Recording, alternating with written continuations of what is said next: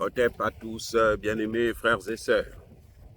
Nous allons revenir sur l'attaque de Tinzaouaten au Mali. Une attaque de très grande envergure. Une coalition des puissances occidentales, je dis bien, une coalition des puissances occidentales et des minables pays d'Afrique, hein, ceux qui constituent toujours les paillassons de ces Occidentaux.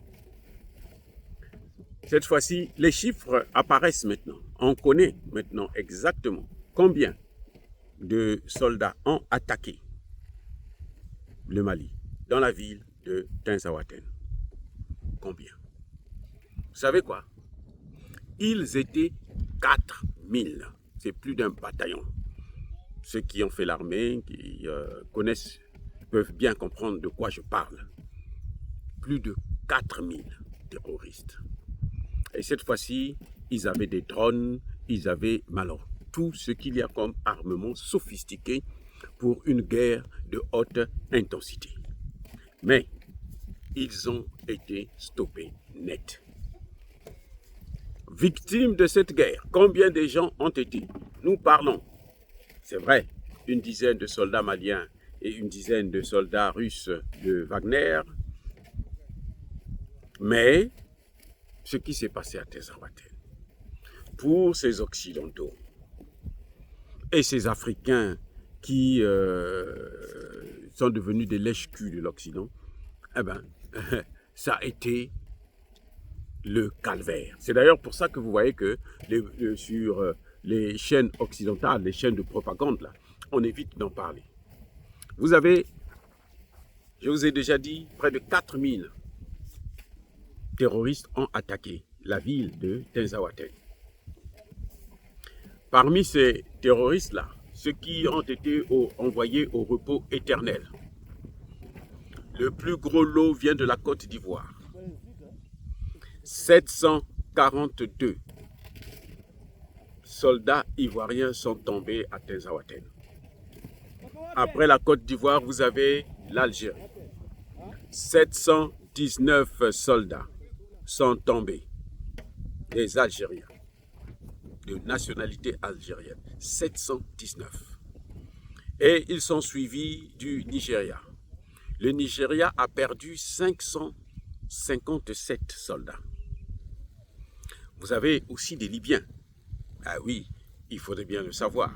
C'est pour ça que quand j'entends les gens vous dire que la Libye veut rentrer dans l'AES, moi je me pose d'abord la question de savoir, il s'agit de quelle Libye?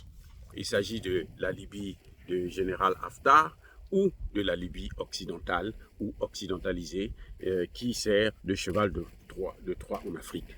Mais quand ces deux Libyens vont se réunifier, quand la crise va se terminer, qu'est-ce qui se passera? Donc, ce n'est pas une bonne chose que la Libye puisse intégrer l'AES. Pour moi, je pense que la Confédération doit aller jusqu'à son terme, jusqu'au bout, hein, c'est-à-dire passer de la Confédération à la Fédération, et puis avec des règles bien établies, et que maintenant, à ce moment, ceux qui veulent intégrer pourront intégrer en respectant les règles qui ont été établies par les trois grands leaders, pour que ça ne puisse pas freiner l'évolution. Parce que si la Libye rentre, c'est juste pour freiner l'avancée de ces troupes. Donc, bien-aimés frères et sœurs, regardez encore ce qu'il y a là. C'est pas fini. Vous avez aussi des Français. Il y a 279 Français qui sont tombés à Tinzaouaten. Mauritanie. 277 Mauritaniens qui sont tombés à Tinzaouaten. Ensemble, Italie, Portugal, Espagne et Grande-Bretagne, il y a eu au moins 214 qui ont perdu la vie à Tinzaouaten. Et vient maintenant le tour du Ghana. Le Ghana a perdu 198 soldats.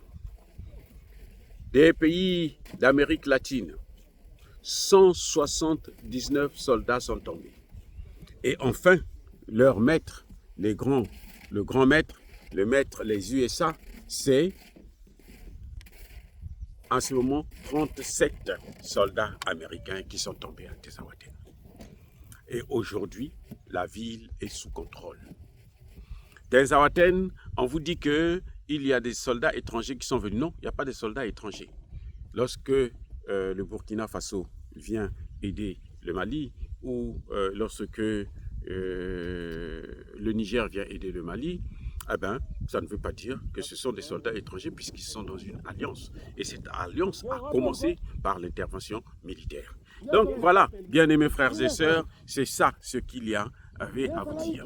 C'est une guerre contre l'OTAN. Je vous avais dit déjà, depuis que ces soldats